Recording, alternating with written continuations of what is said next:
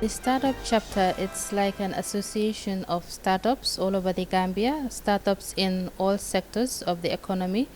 The idea is basically to bring startups together to share a common platform where they could interact, where they could network, where they could share some experiences as in transfer of technology.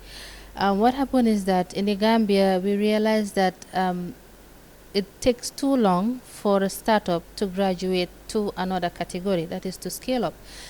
Some people in the Gambia, even up to 10 years, still call themselves a startup, and which should not be the case. So I think that's the main motive why we had to set up this chapter in order to support startups to scale up.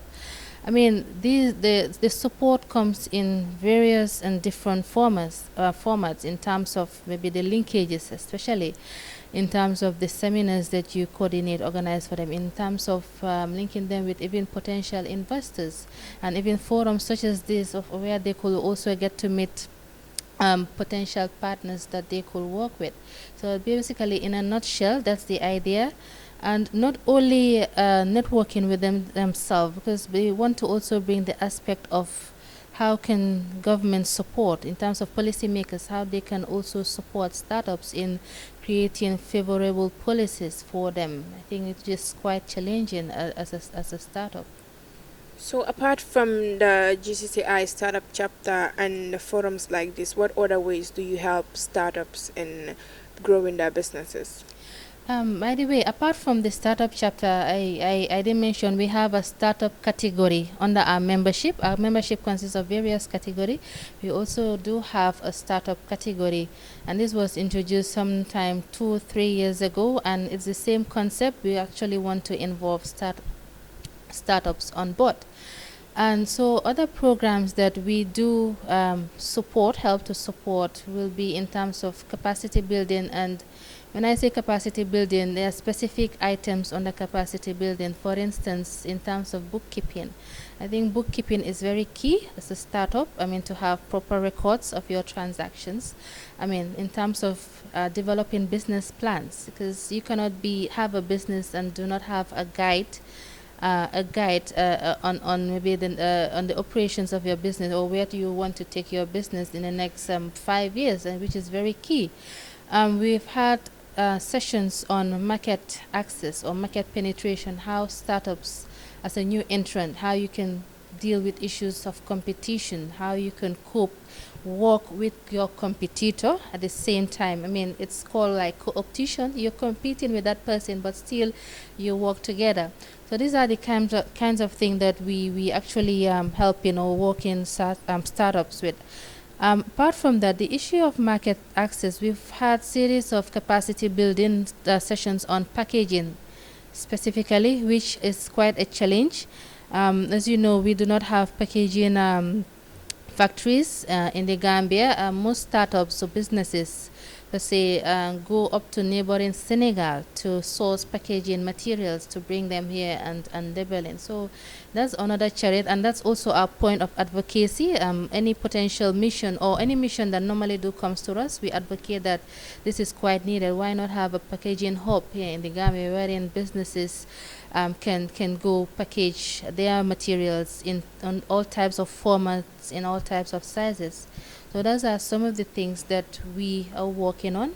And in terms of course, future activities, we planning on establishing the linkages. I think the linkages are the most important thing. The market access, linking them to the market, them having a market for their products. The market is not limited to the domestic, though, even though you need to start from the domestic, but how can they also get partners? The international market can also mean them having a partner somewhere in another country where they could work together. So that's something that we're looking into. And also the issue of finance. How can we encourage the aspect of angel financing? I think it's not very common here, but very common in Germany. I think they have lots of them over there. How can we encourage such in the Gambia? Okay. So, I know starting a business can be very challenging, and a lot of business startups have so many problems. But what are the common problems that you think startup businesses encounter in the Gambia? I've mentioned two of them already, which is access to financing, and market access. Another key challenge, which was mentioned during the forum, is regarding information. I think as a startup, it's important that you have all information you need for your business or for your industry, which is quite very difficult for a startup. I mean, you might call a particular institution, especially when it's on the government, but to get the information that you really need, they normally take you some form of bureaucratic process. It's really not easy. And for GCCI, that's why we actually, with of course our partner, SIPE, we created a youth app. Basically, this youth app is like a platform to wherein any information or opportunity for startups, be it in terms of project financing, be it in terms of seminars or grants. We normally post it on the youth app. So basically, is to enable startup have the required information that they need, basically for their industries. So access to information is quite daunting for startups. Okay. So, what are the ways that you get the central government to help in empowering some of the startups? So, our primary role is advocacy. So that's what we use. We advocate on behalf of startups and businesses in general. We have series of platforms where this advocacy is being done. One of them is called the NBC, which is the National Business Council, which is something that was revived about some few months ago. It's a council consisting of about 8 private sector top industry leaders and 5 ministers, and is usually chaired by the vice president. So that platform is one way that we can advocate on behalf of startups. Apart from that, we do sit in various boards and committees in government. We have representatives, even the president of the chamber also is involved in so much engagements with government. So these are some of the channels that we use to encourage or engage government on maybe in terms, it could be in terms of policy issues for startup. What can be done to support them in that line? Okay, so a lot of businesses in the Gambia find it so hard to penetrate the international market even when they expand their businesses. So, what does the GCCI do to make sure that startups have a smooth relationship with other partners outside? That again comes into the market linkages. That's why we have also, apart from the chapter, we have our membership. And what happens is that we do receive some requests from international partners or international business, and at times they do ask for members or our members that we work in it in some certain industries. They actually need contact of certain members. For instance, if it's agriculture, they're looking for a specific partner in the Gambia dealing in agriculture, and that's how we normally provide the contact details, informing the person, of course. We provide the contact details to that partner. So these are some one way that we normally use to help them connect into the international market. Apart from that, we do trade missions, both inward and outward. Inward meaning that we receive businesses from other countries. We've had Turkish mission, we have Indian trade missions, and so forth. And we've also had outward missions, that is taking businesses to other countries to get to learn what they're doing, to form network, and even to trade within trade fairs. So those platforms, we believe with those missions, it's somehow it's an opportunity rather to establish some form of linkages between the businesses outside the Gambia and businesses here in the Gambia, and to form some form of alliance or partnerships. So, for startups who want to join the GCCI startup chapter, what procedures do they have to follow? No, it's very simple. We have a registration link that can be found online, both on our website and on the GCCI Facebook page. They just need to register on that very link, and after their registration, they will be added to a WhatsApp group wherein they could have the opportunity to interact with all other startups within different sectors. So that's all the questions I Thank you have. very much, ladies and gentlemen, startups, youth, entrepreneurs. We're very grateful, first of all, from the GCCI. We want to start by saying that we want to thank you very, very, very much for the commitment that you have demonstrated to be here, and most importantly, for coming on time. This is very important to us, and we recognize that it's very important to commit to being part of something that we all believe in. This platform will be a very important one in the sense that it will educate, and you will also equally have the opportunity to be educated by some people that will be here. It will also avail the opportunity to be inspired, but also to inspire others. But the most important element that you should be mindful of as a takeaway is that it will lead you to connecting with other entrepreneurs and other startups.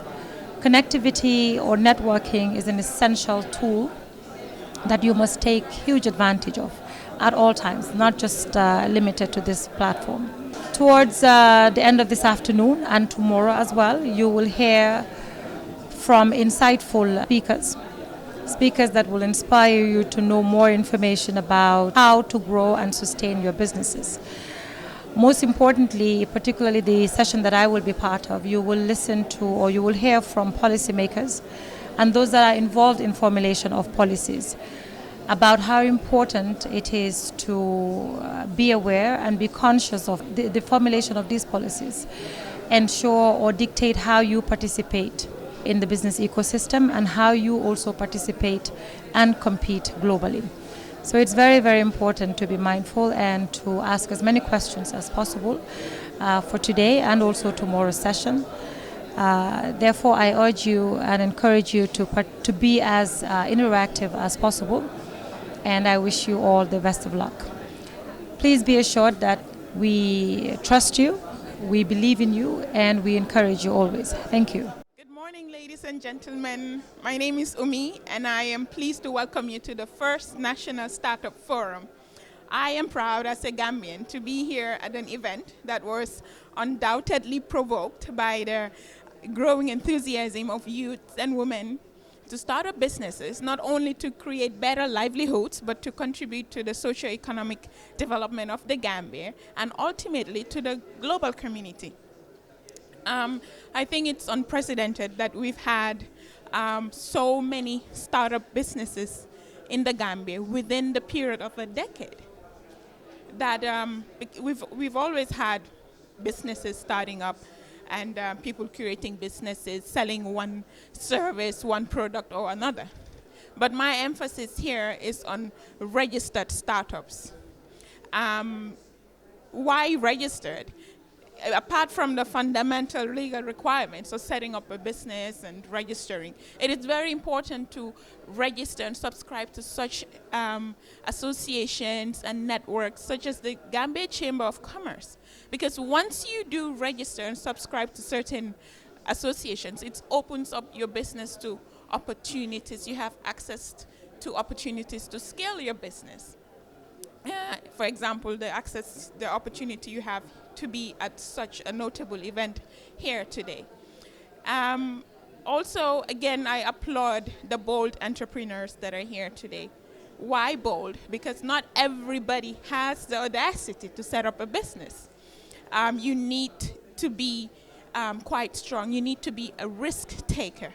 And the most successful entrepreneurs are those that take the biggest risks. I always tell my husband, never start up a business. And if you're anything like him, you will not be successful at being an entrepreneur. Overthinking and over-scrutinizing every single detail would only cause your business to stagnate, which is not good in this competitive and aggressive world of business that we're in. Yes, it's okay to undertake a certain amount, a decent amount of research and analysis of business plans and activities that you may have, but really going over every detail and limiting yourself would only limit your business eventually. So I really urge you to just keep being bold, and for those that are here today, for the motivation from other startup entrepreneurs, look up to others. And Also, I'd just like to state that it's important to be confident as well. But how can you be confident, especially in trying times, if you do not have the skill and capacity? So I urge you to exploit yourselves. Seek the skill, get the capacity you need to run a business or to be the best at whatever you're doing. Because if you do not have the capacity, if you very well know that you're not capable of running a business, you'll never be successful at it. I also advise you to always look up to entrepreneurs or businesses that are one step ahead of you. Take from their experiences, call from their knowledge base, learn from this and input this knowledge into your businesses. Don't only stop there, but try to transfer some of that knowledge base to your staff. It's ideal. It would be wonderful to have a ready-made staff where everybody has the capacity and would run and help you manage your business the way you would. But it's not in our ideal world right now. So what you do is, when you get the experience and the knowledge from somebody else that you look up to, a mentor or another business colleague, try to transfer that knowledge and build on your staff. Because sharing that knowledge with your staff and providing the required training would only influence on your business positively eventually. So I urge you, look at the likes of ML Fati, who started a business just a couple of years ago, to Mr. Mustafa Njai of TAF as well. Making reference to what I said about being bold and being a risk taker. If they had played it too safe or over-calculated every single detail, they would not have been where they are today. So you didn't need to do the necessary research and get all the information you need, but you have to be bold. So I urge you to keep thriving, and for those that are here for motivation as well, look up to somebody that's done a step ahead of what you have achieved so far in order to be able to make it through the startup journey. And it's not always going to be an easy ride as well. From my experience as well, we've gone through very, very trying times. And if we had not taken the leap and decision to do something that really somebody might have said, well, this is not the right time to do this, we're going through trying times, we really would not have been where we are today. So I urge you to exploit yourselves optimally, and there are loads of opportunities out there. The chamber, the CEO and its able team have over the years provided a lot of support to not only existing businesses, but to startups as well. There are loads of resources on information and data, or they could provide the direction to where you could get the necessary data. You have the business advisory at the chamber as well. So I urge you to take advantage of these opportunities. And finally, I would just like to advise you to not let you have to object to being confined to the limitations and challenges of the environment you operate in. If you say, well, there's limited finance for startups, so I'm going to wait until there's enough for me to be able to finance my business, then you'll always be a step behind. So go out, look for the things you need, and don't wait until it's available to you. And I look forward to 2 days of intense interactions, networking, and building each other up. Thank you. I think we need to look at each other as partners and stop looking at each other as competitors. So I know it's a very interesting session. I would love to continue, but time is against us.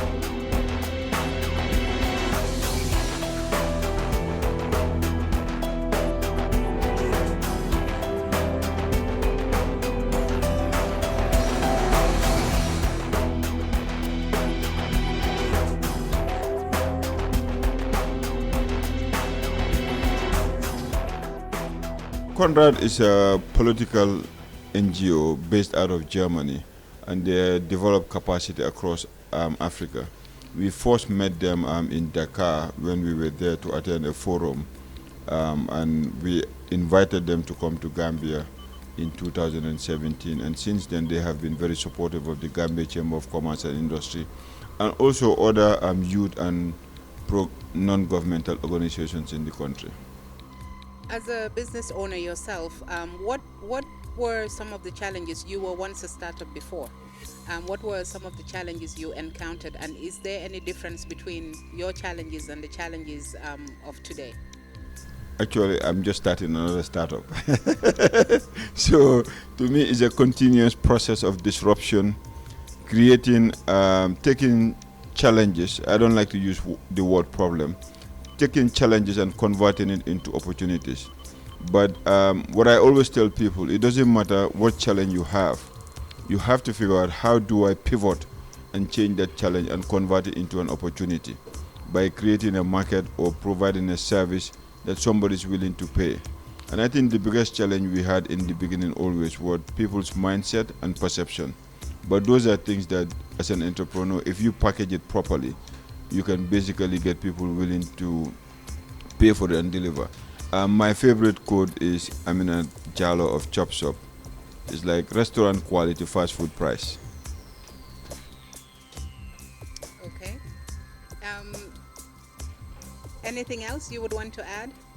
No, I just want to let all the young people know that it's possible. There's nothing like impossible. If you wake up and you're determined and you're passionate, it's possible. But nobody can wake you up and push you.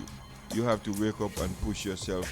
Get ready to dirty your hands so that you can get the skills needed to develop your business, regardless of what business you're in.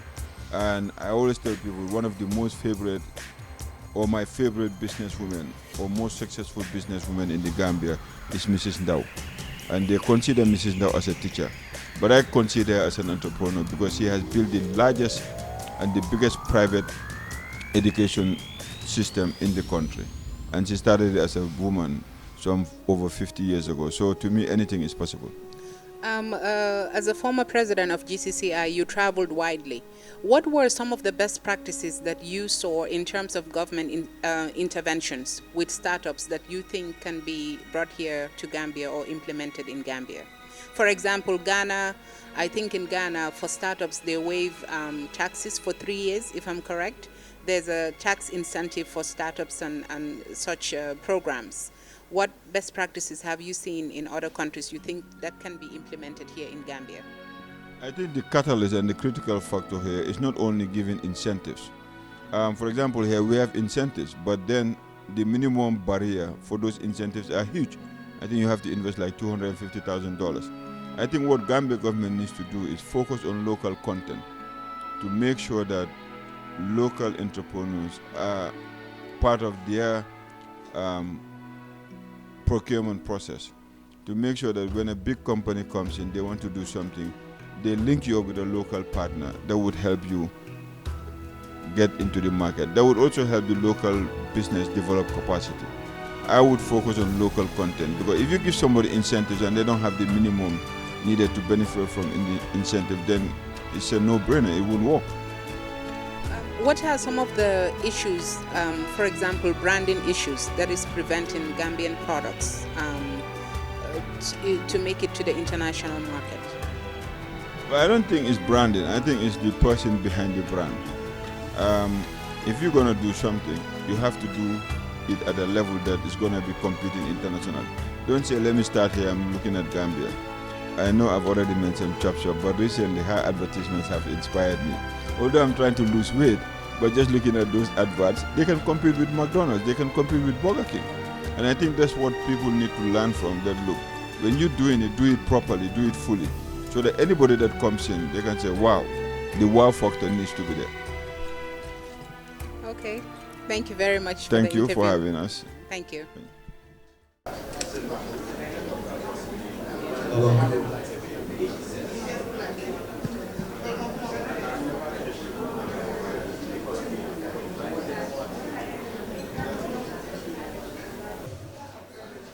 Good afternoon and welcome to the Startup Chapter Forum.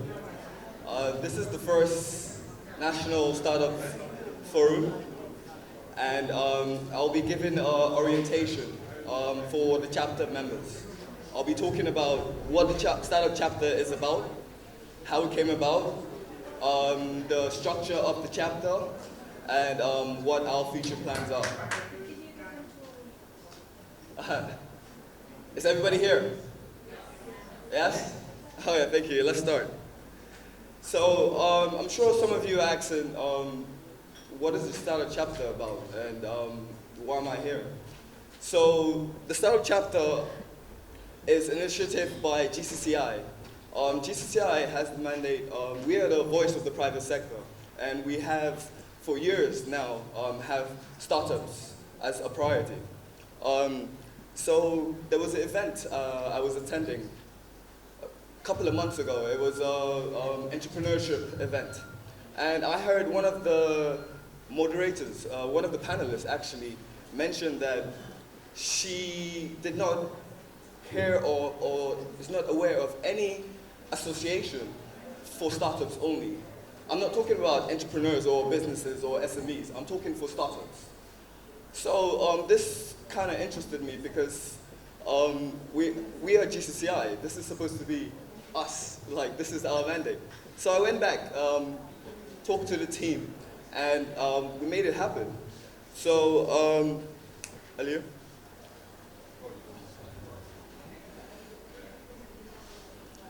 So this came about as a need because of the growing ecosystem. Over the past 1 or 2 years, after the political impasse, we've seen a surge in startup enterprises, especially in the micro and small businesses. One of the reasons for this sudden growth could be the attributed change in government, thereby giving potential entrepreneurs the confidence to start their business. Some of these entrepreneurs have been operating under the low or informal manner. And what the chapter intends to do is to increase this renewed hope and support and set up support structures. So the governance structure and how this is set up is in the form of a committee. There will be a committee with startup advocates and startup ambassadors. I'll be talking about this soon. Next one.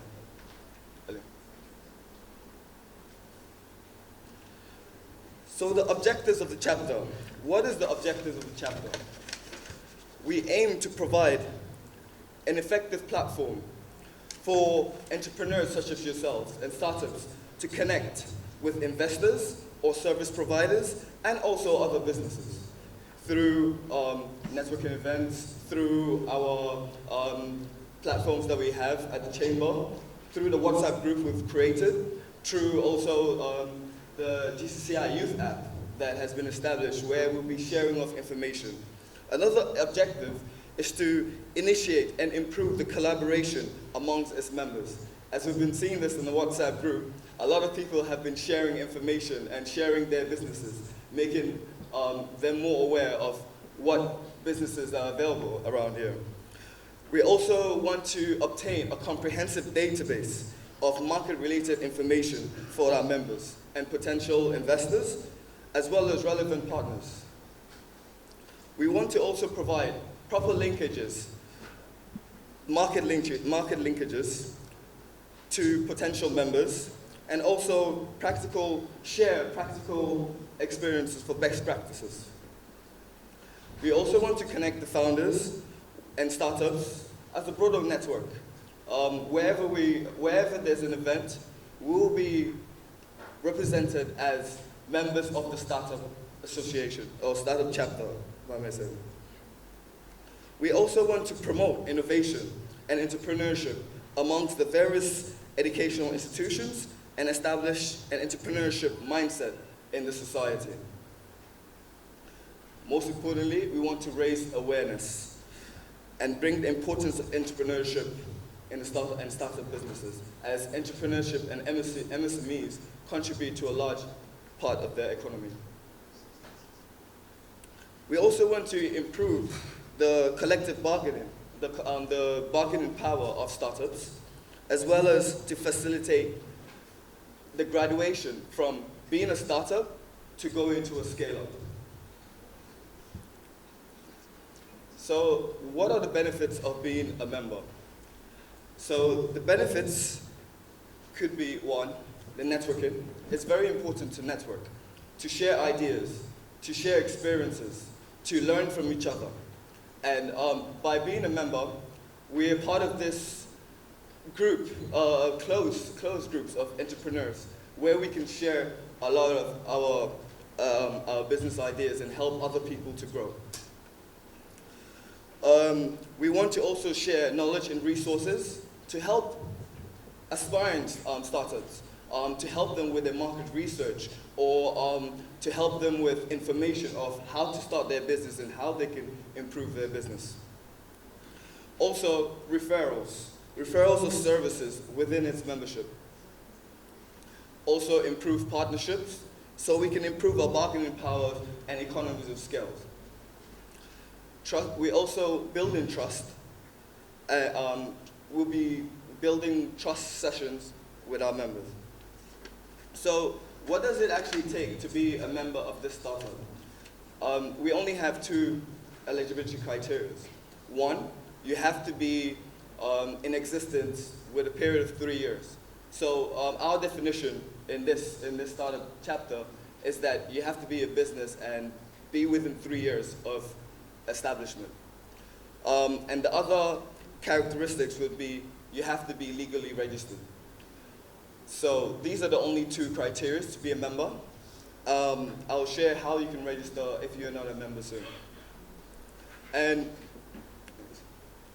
how is the team composed? So the team is composed of GCCI as a secretariat. We have startup ambassadors. We have startup advocates. We also have an association committee. I'll talk more about this next. So the role of GCCI is we will serve as the secretariat of the chapter. We will provide technical assistance and advice to the chapter. We would oversee, direct, and coordinate all the overall activities of the chapter. We also, as one of our core mandates, to advocate for favorable legal, regulatory, and tax environments for startups. We'll also engage in structured policy dialogue with decision makers in the government, as we always do, and institutions, as well as the regulatory bodies and other influences on issues that concern all stakeholders. So the ambassadors. Ambassadors are actually, they're selected on the entrepreneurial background and competence. These are also some startups, but they're more established startups. So we have already identified some startups, and I'll introduce them soon. Their role is to promote the existence of the association and its activities on social media, networking sessions, or any other business-related activity, or anywhere they go, actually. They will work with GCCI to champion the activities of the startup chapter and also work on a detailed work plan as we're going forward. They'll also serve in the committee of the association, which meets about at least 3 times in a year.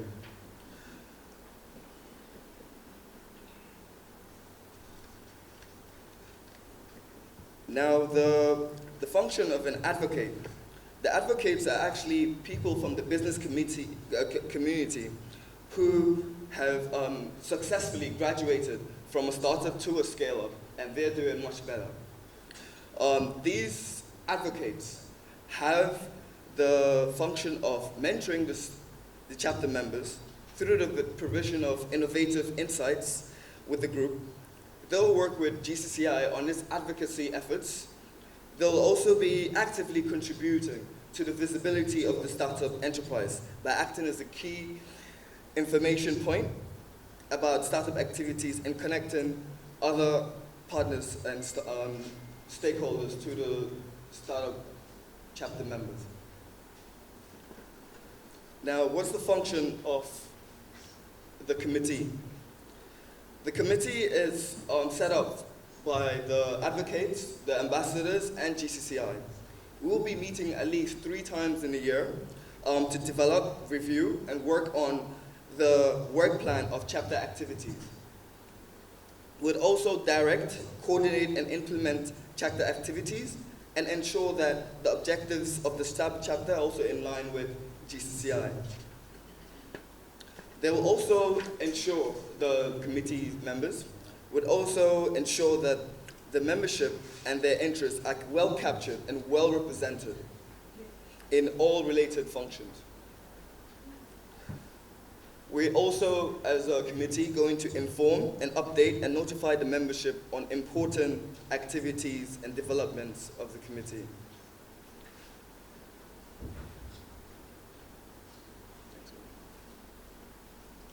So the sustainability, as it's a free membership, sustainability, GCCI will serve as the secretariat and coordinating body of the association, and will also monitor all the activities of the association to measure its impact. So what has been the update since launch? We updated back in the trade fair in April. We have also identified startup advocates and startup ambassadors.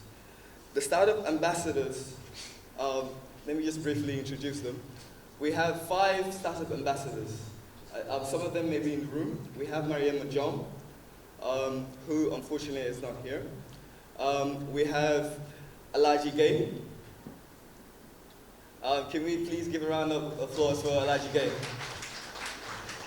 We also have Alfusar, who is a startup ambassador. If you can give a round of applause for him.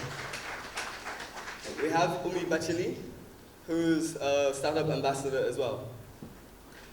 We have Yusufa Drama, who's a startup ambassador. Yusufa. If I've missed anyone. Okay, so we also have the advocates. If I might introduce some of the advocates, we have Moar Tal, who's here with us today. If you can give a round of applause for him. We have Fatim Baji, who's an advocate. We have Sidi Bensouda, who is an advocate. We have Modun Jai, a startup grind, not me, a startup grind, who's an advocate. And finally, if I'm not missing, we have, we have Babu Kirkebe of GYCC. So those are so we have already identified advocates and ambassadors. We've also met in the committee once. She will be meeting soon. And we have some plans for the future. Some of those plans include capacity building in the future, more networking events for 2020. We have advisory, mentoring, and coaching sessions. We're also looking to have a startup, a town hall meeting where we would get the startups to actually meet with the public sector and discuss what are the challenges they're facing face to face. Or we're looking at the potential to establish a startup fund. And also, we're looking to even expand in the trade fair and have a section just for startups called the Startup Pavilion. So this is just a sneak preview into what's to come for the startup chapter. Thank you all for coming today, and I wish you well in your journey. Thank you. Okay. Sorry, I'll be taking questions after Mora's sessions. Yeah. Okay, so that's a good question. Okay, to become a member, for those, it's strictly online. So what I'm going to do now is, in the startup sheet, in the sheet that you signed in before you came in, if you are not currently a member, just put an asterisk by your name and put in your number, and we'll contact you with a link on how to apply. The link is done strictly online. So we will share that. You can also follow us on Facebook, on our Facebook page, where we'll be sharing that link to register as well. And just follow us on social media, Facebook, Twitter, and even our website. Thank you. If I may now introduce Mr. Momar Tal to share his startup journey. Thank you very much.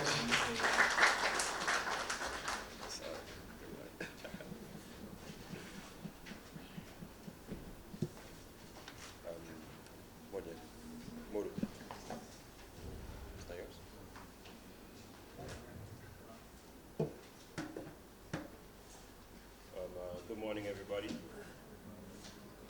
Say good morning, everybody. Good morning. Thank you. I need the energy. My name is Momar Tal. I'm the founder of Tripingo Foods. I'm a 32-year-old Gambian entrepreneur. I'm born and raised, and I'm going to share with you my startup journey. The way I'm going to speak about my story, I want to tie it to a few principles that I think are very important for any startup. I know a lot of you in the room are startups or on the scale of the site, so a lot of you may be able to relate. And I hope that my story will inspire some people or even guide you with some of the challenges you may have. So my story is a very long one, and I only have 10 minutes, so I'm going to fast forward a lot. We'll start with where I started my first business. I was in university. I was in university in Canada, and this is 2005. And a few of my friends and I started printing T-shirts that had different meanings of them, of different African leaders like Nelson Mandela, Kwame Nkrumah, and things like that. And it was never a business. It was just something we liked to do. And eventually, you know how it is. Your friends say, oh, make me one. Can I have one? Can I have one? And eventually, I was spending too much time making shirts for my friends, so I started charging them for it. And that's how I became an entrepreneur. I didn't know I was an entrepreneur at the time until I realized this is kind of fun, and I can structure this into a business. And I learned, we eventually built that business and started selling in 3 different countries from Canada, Caribbean, and Africa. So that's how I started.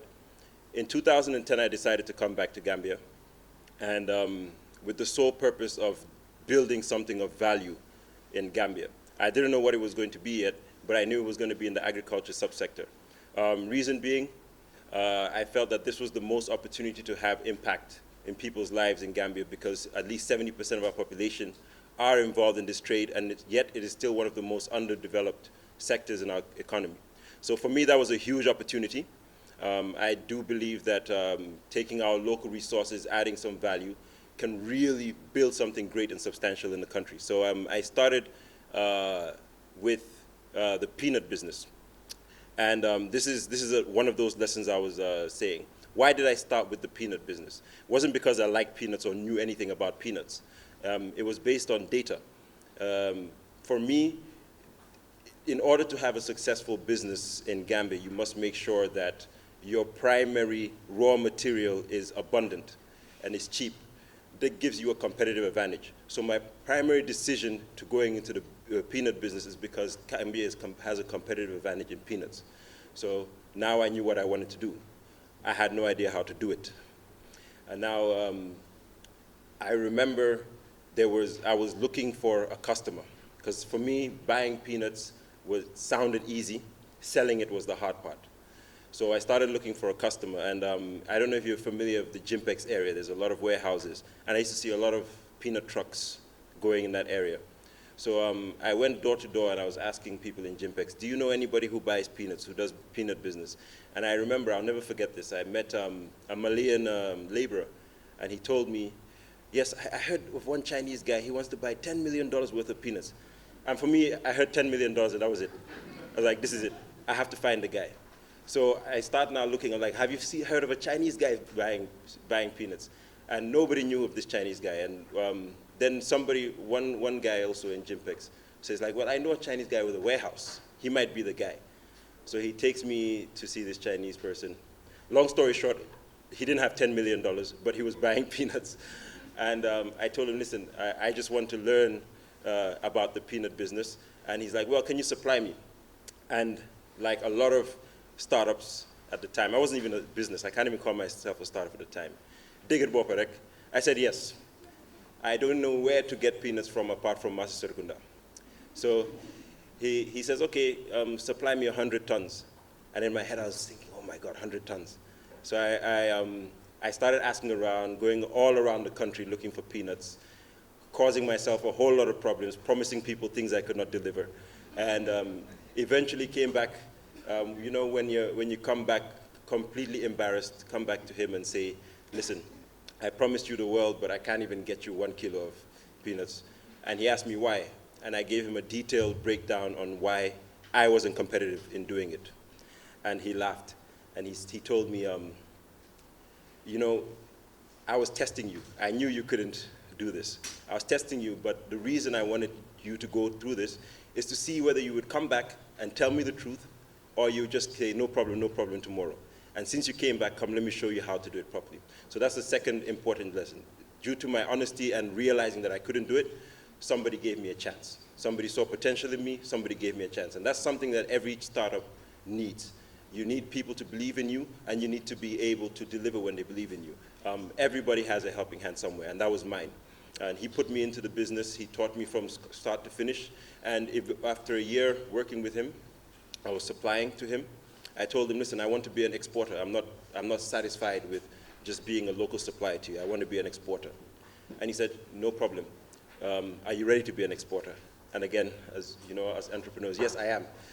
I didn't know it was so hard, but he taught me, showed me the ropes, and eventually, within 3 years, we were exporting 2,000 tons of groundnuts to China.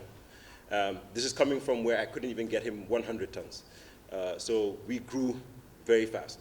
And I do credit a lot of my early success to him. Now, once the groundnut business was growing and it was successful,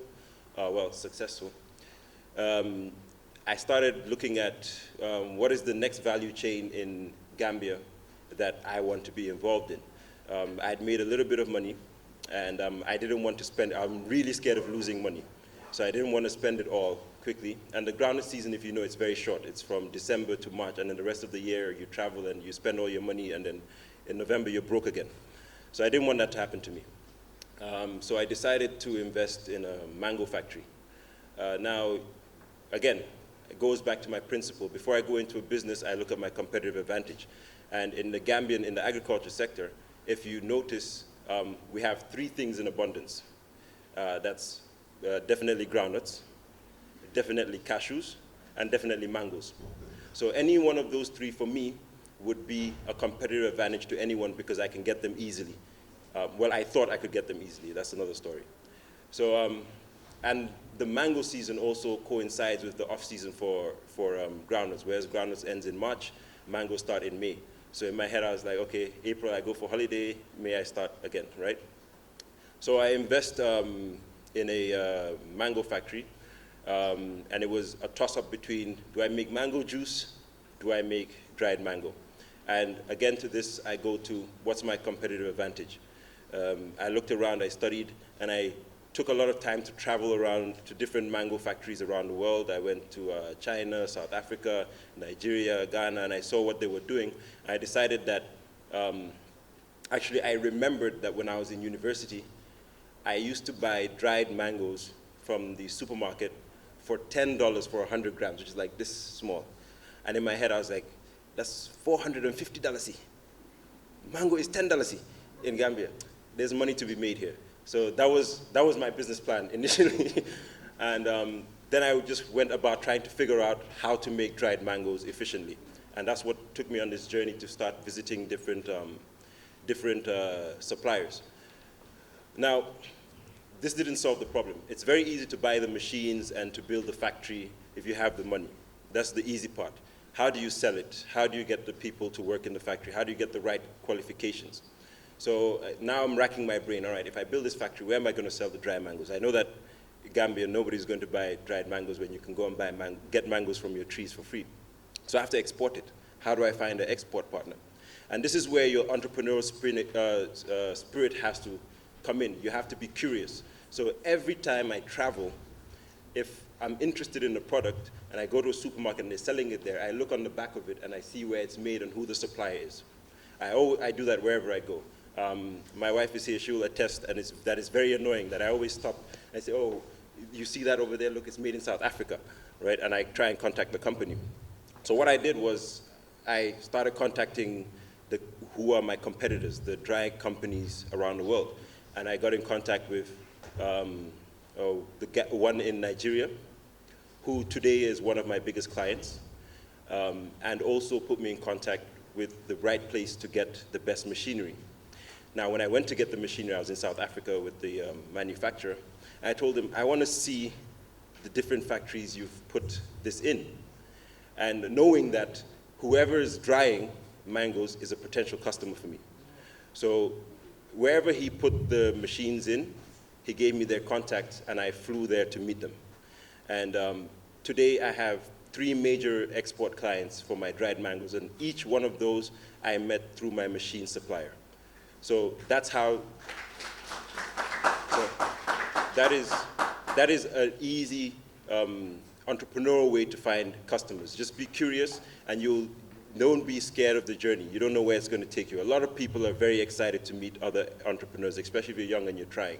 All it took for me was to send an email to one of these big companies and tell them, listen, I'm from Gambia, I'm building a drying facility, I'd like to come and see yours. And they all thought I was crazy. They didn't believe that I would come. And so they obviously send an email back, sure, come whenever you want. Okay, great, I'll be there next week. And I'll just go, not knowing what to expect, but then building relationships with those people. And 4 years later, we're doing great business with them. We started by not even being able to export out of West Africa. And this year, we got the right certifications to export anywhere in the world. So that journey was also helped along by our customers. Now, the next journey, the next thing as well is, I am here today because I was a startup once. I still consider myself a startup, but according to Modu's description, it's 3 years. So I guess I'm no longer a startup, and I wonder if I'm still a youth. Am I? Yes? Okay. The startup chapter is not limited to youth. Okay. Okay, great. So I tick the youth box. So the other one is, my journey didn't happen overnight. I struggled a lot. Business is all I know in terms of a professional career. I've never worked in anything, I've never worked a job in my life because I was in university when I started, and that was 2005. That's a 14-year-old journey, and all the knowledge and everything that I know now is as a result of the struggles and that journey. So my advice to all startups is embrace the struggle, the journey. If you're really passionate about entrepreneurship and what you're doing, you'll find pleasure and joy in those struggles. Just a few minutes ago, I was discussing with my brother here about, he asked me, how is business? And I told him it's very difficult. And he asked me, why do all businessmen in Gambia say it's very difficult? I told him it's difficult. But the thing is, we enjoy the challenge. I think that as soon as my business starts becoming simple and there's no other problems to solve and it's streamlining, I'll get bored. I think that is one thing that all entrepreneurs have in common. You might not know it now, but wait until everything is good. When I was doing the ground business and everything was going well and the rest of the year I didn't have anything to do, I was bored out of my mind. I needed to find something to do. And so all the struggles that you're experiencing now, just know that it is part of the journey. Everybody struggles, and it's not going to stop as long as you're growing. If the struggle stops, you're not growing. You're not growing. And I think, yes, I think that covers my entire journey. Well, where I'm at now and where we're going. So like I said, I might not be a startup anymore, where I'm in the scale-up stage of my business, which is what, right after startup, you hope to scale up. We're growing our business. This is probably the most challenging part. If you thought starting up was hard, wait till you have to scale up. And where we're trying to go is we're trying to build a company that legacy outlives me, which means putting in the right structures, which means putting in the right operational procedures so that the company can work without me being so tied to it. This is very important, and I wish I had done this earlier in my career. So it's an advice I'd like to give a lot of you.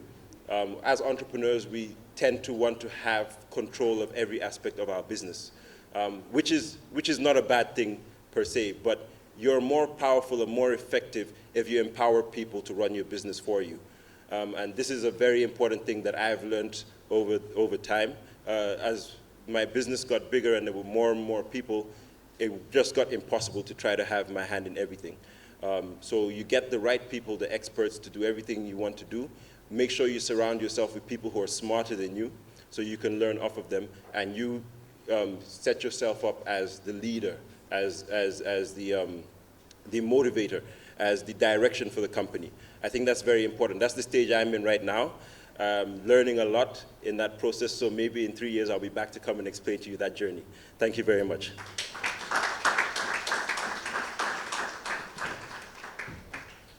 So we'll be taking 5 minutes questions and answers. Yes, so it could be about Mama's journey or the startup chapter, any one of them. So, one has a hand up.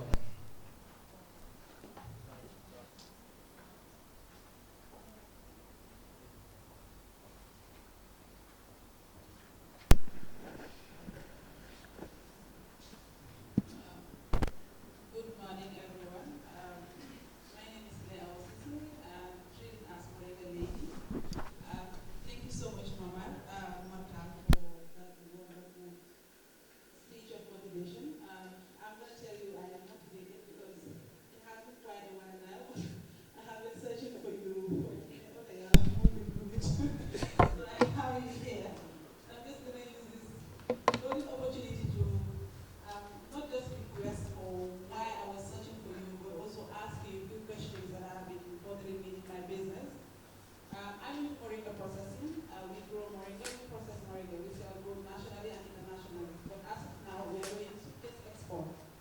So as somebody who has ample or vast knowledge on export, so I would kindly request if you can guide me and be my mentor so that I also penetrate the international market. So that's number one. The number two is I also like for Nature's Gift Care, which is my brand name, to also work hand in glove with tropical foods. Since you also are doing food processing and preservation, and Nature's Gift Care is also doing food processing and preservation. Because it's always my belief that we are stronger together, and we cannot do it alone as startups. Mondia is saying like you have to be under 3 years to be a startup, but to me, I will not agree with that. Because we go to other countries like Senegal, Nigeria, Ghana, you will see a company that's worth billions of dollars and still considered a startup. So I'll consider myself a startup. Even if it's going to take me 5 years, I'm still a startup until I see my logo on an international platform.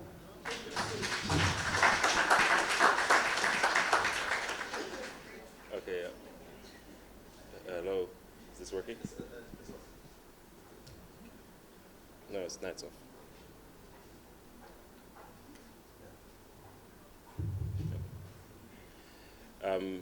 Hi, Ndeyawa. Thank you very much.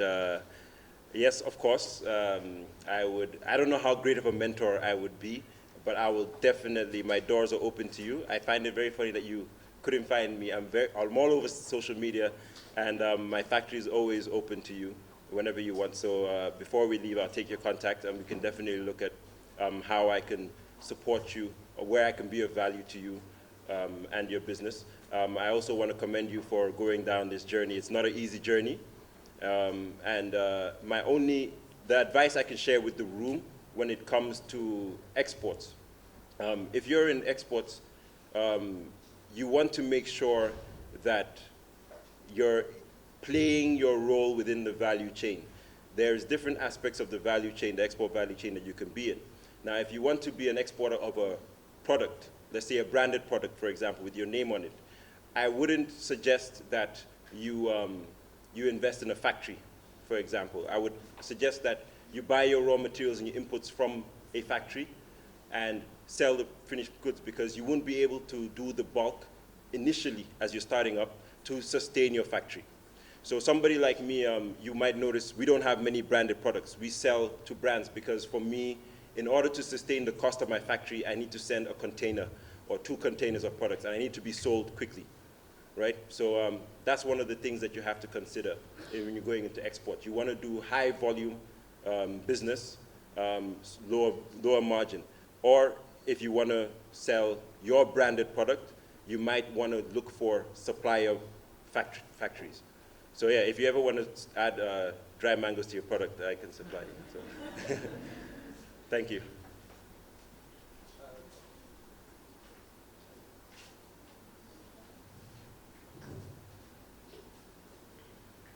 Hello, good morning. My name is Akade. I know you. I know. I work with Gcci. I have 2 questions for GCCI and one for Sir Mahmoud. I know what you say is perfect because I work with you for a period of time, so I know at least what you do very well. My question here to you is like when you started earlier, you mentioned about meeting the Chinese and other individuals. So you start as a startup with an investment amount of I don't know how much, but most of the time when investors what they lack is the support, not only financially but also the motivation skills. If you see many startups here are someone who are brilliant because they don't come one day and say okay, I'm going to do business. They look into it and calculate into a standard they are today. So because of the motivation they need, so up to now they don't think they are level. So what are you doing as an individual who you know say is a successful individual but you are in my life? So what can you do as an individual to support these startups in a way that they can also reach your level? Even not more than you, but at least to your level, whereby they can also compete with your life. Okay. For GCCI, I will also ask the question, what are you doing different from this training and the friend fair? What support are you giving the startups? It's like what fund or any other mechanism that you can support their business ideas. Because you see as startups, most of the time you invest from your own money with some thousands of out of your business. But what falling down is because that we hope they say like by the money, go down a level, but you don't have the money. So what is the GCCI doing as an umbrella body for you, country industries and general farmers, and so that this is thank you so much. Okay. Mr. Dem, so to your question to me, I think there's a misconception. I didn't have any investors. I didn't have a Chinese investor. I had a Chinese customer. Every penny that went to start my business, I like to say, I sold 1 peanut at a time. I used to sleep have you ever been to a $5 hotel? Okay. So I would sleep up country. The conditions were so bad that I would rather sleep in my car. And I struggled for 2-3 years under this guy saving, building up he did not invest in me. He was very clear that you work for everything, right? So I think that as startups sometimes, we look for investment too early, okay? Tropingo is now 4 or 5 years old. I'm only starting to look for investment now. But that's because I have something to leverage it. I have my assets, I have my track record. I can sit down with an investor and they can see my vision, right? It's no longer in my head, it's actually there. You can come see the factory, you can touch it, you can see my financials. But if I tried that 3-4 years ago, nobody would even talk to me. They would not. So that is not unique to you, that's not unique to, that's everybody. So you have to have some traction first before an investor will even consider you. So as entrepreneurs, we should not look for handouts. We should not be looking for someone to help us, right? We must put ourselves in a position that people want a piece of us. You understand? It is a privilege for you to invest in Tropingo, not a privilege for me to take your money. So you should be in that position. And I think that starts with your mindset. Sir, you missed a little bit of my question.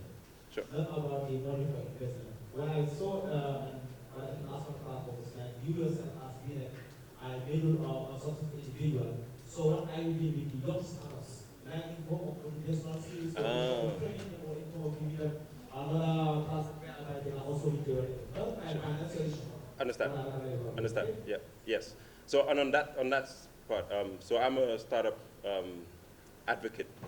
And just like he said, our role right now is to connect with other startups, to give them the motivation, to give them the guidance and the direction to go in, so that they can be successful. I do mentor a few people, and all I can do is offer you my knowledge. That's the most valuable thing. Money is not going to solve anything for you, and if you don't know what to do with it. Thank you very much. Thank you very much. That'll be it for the questions and answers. Okay. I'll answer the question about GCC, what GCC is doing for startups. We're engaged in a lot of capacity building for startups, and we have different programs for different stage of the startups you are in. So for startups that are now generating their idea or just thinking about where to go, we have capacity building on this. And we don't even just stop there. We make sure that after we've given you this capacity building, we follow you for 6 months in terms of mentoring or advising after the training has been done, just to follow the impact and how it's actually benefiting you, or if you have actually learned anything from the capacity building we've been doing. And at GCCI as well, you can come to the chamber, and what we do is we link you. We don't actually give out direct funding, but we will link you with the other institutions that currently are giving out funds. So we act as an advisory, mentoring, and also linkage.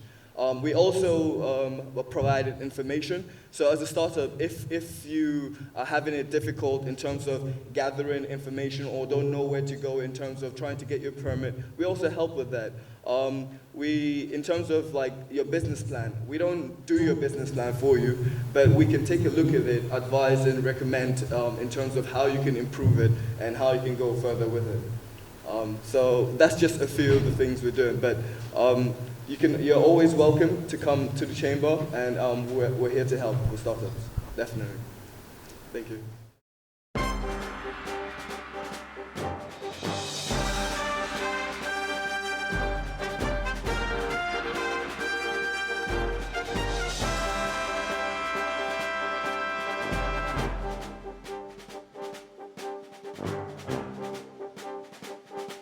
Well, Tropingo Foods is a food processing company, an agribusiness exporter based in the Gambia.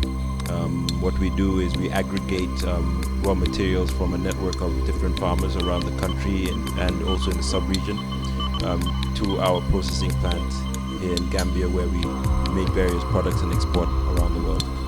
How long have you been in business? Tropingo Foods was established in 2014, so 5 years. So when you were starting, did you encounter any challenges or constraints? Absolutely. We encountered quite a few challenges when we started, like any other business.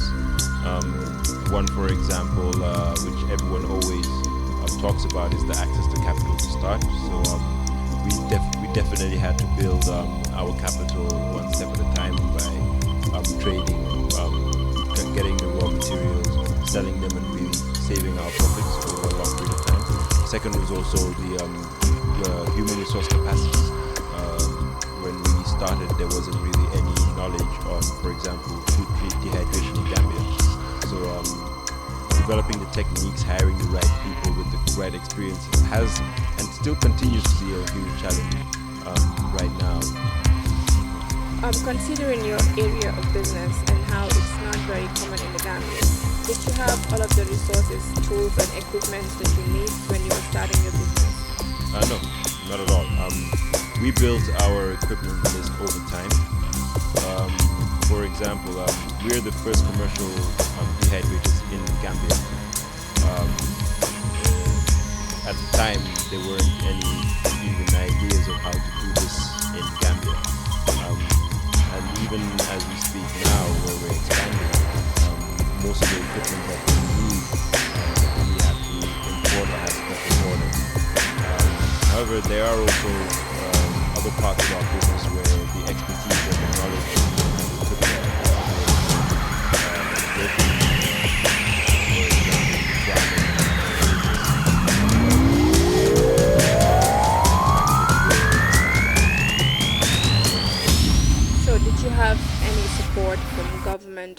other institutions in terms of human resource or just capital? Absolutely. We always have support from government, non-governmental organizations, especially on the technical capacity building. We do get a lot of support from the EU and a few other organizations, especially to meet standards, meet export standards. One of the most difficult parts of food processing for export is the standard requirement of the countries of destination. And to implement those things and the procedures, we've definitely been able to leverage a lot from government. Okay. So do you have any recommendations for government? Because in the sessions we realized that the government is not really playing a huge role in the startups or helping them get their businesses ordered or something. So do you have any recommendations that you would like to give to government? I believe that government's job should be to curate a conducive environment and less of interfere in the marketplace. I believe, for example, as one of the speakers said earlier, that there should be a procurement quota for young startups and young businesses for government procurement. I think that's a very good, tangible example of what government can do without asking government for too much.